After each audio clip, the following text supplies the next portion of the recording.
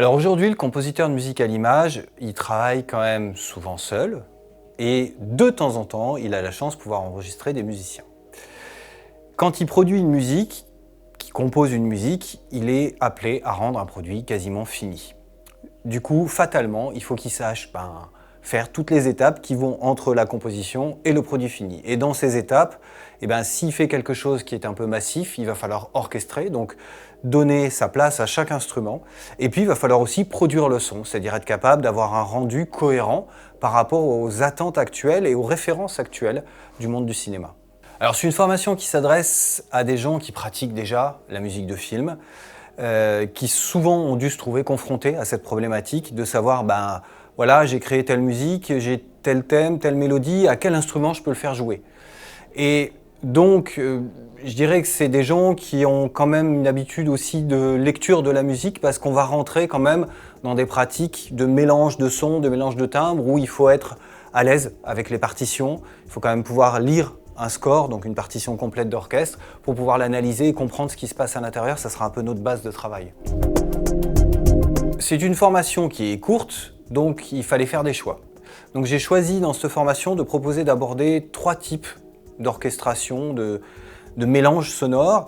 Un, le renouveau du symphonisme hollywoodien, c'est-à-dire qui correspond à la période John Williams, globalement aux années 70-80, où là on travaille plus sur de l'orchestration entre guillemets de musique savante, où on va aborder vraiment les mélanges des timbres, les rapports, les équilibres entre les pupitres.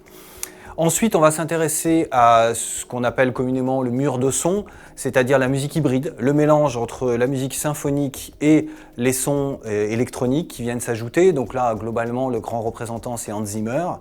Et enfin, en troisième partie, on va aborder ce que j'appelle le symphonisme épuré, et les petits ensembles aussi instrumentaux. Donc là, on peut avoir un représentant français en la personne d'Alexandre Desplat, par exemple. L'idée, c'est de comprendre quelles sont les grandes règles qui régissent ces trois grands styles d'orchestration et de production sonore, et ensuite de mettre en pratique. Donc, sur chacun des styles, on va mettre en pratique à partir de ce qu'on appelle un sketch. Un sketch, c'est une ligne mélodique et quelques consignes d'orchestration. Et chaque stagiaire va devoir faire dans le style 2 sur un sketch, en symphonisme, en mur de son et puis en petit ensemble.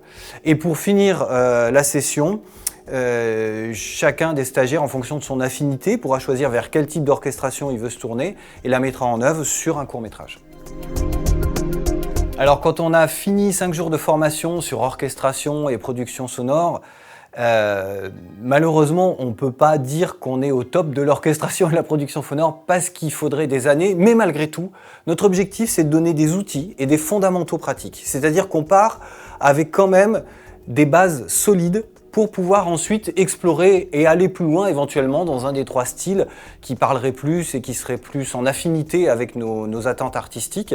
Mais on a vu 3 styles différents, on a vu des fondamentaux pour le symphonisme, des fondamentaux pour faire de la production sonore de murs de son et gérer des petits ensembles. Donc on est armé à aller plus loin, je dirais.